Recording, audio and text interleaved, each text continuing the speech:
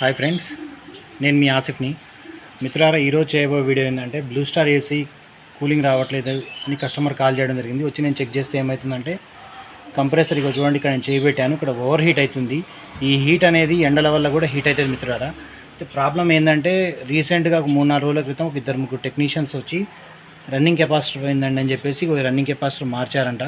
మార్చిన తర్వాత కూడా ఏసీ ఆన్ కావట్లేదు అని టెక్నీషియన్ చెప్పి దీని అమౌంట్ వరకు తీసుకొని వెళ్ళిపోయారు.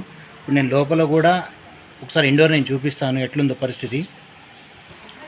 ఇంకా చూడండి, నేను వచ్చేసరికి ఏసీ మొత్తం ఎక్కడికెక్కడ ఓపెన్ చేసి ఉంది, మదర్ బోర్డు కూడా ఓపెన్ చేసి ఉంది. ఇట్లా 3 రోజుల నుంచి ఇదే ప్రాబ్లమ్ని ఫేస్ చేస్తున్నారు కస్టమర్స్. అయితే నేను వచ్చి చూసి ఆన్ చేసి చెక్ చేయడం జరిగింది.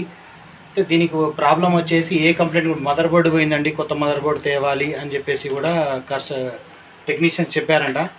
ఈ వీడియో ద్వారా నేను టెక్నీషియన్ మిత్రులకు చెప్పేది ఒకటే, మరియు అలాగే కస్టమర్ సోదరులకు కూడా చెప్పేది ఒకటే. ఫీల్డ్లోకి కొత్తగా వచ్చి సర్వీసింగ్ చేయడం వచ్చిన వాళ్ళు కూడా ఏసీ రిపేర్ చేస్తున్నారండి. దయచేసి వాళ్ళని నమ్మకండి. అలా ఇప్పుడు చూడండి, కస్టమర్స్కి ఏం చెప్పారు, రన్నింగ్ కెపాసిటర్ పోయింది ప్లస్ మదర్ బోర్డు పోయిందని చెప్పేసి కూడా దాదాపు 4,000-5,000 దాకా కూడా అమౌంట్ చెప్పారంట. కస్టమర్స్ నా ఇన్స్టాగ్రామ్లో వీడియోస్ చూసి నన్ను కాల్ చేయడం జరిగింది. వచ్చి నేను చెక్ చేశాను. చెక్ చేస్తే అవుట్డోర్లో ఉండే ఫ్యాన్ మోటార్ పోయింది మిత్రులారా. వేరే కంప్లైంట్ అయితే ఏం లేదు. నేను డైరెక్ట్ చేసి కూడా ఒకసారి ఆన్ చేసి చూశాను.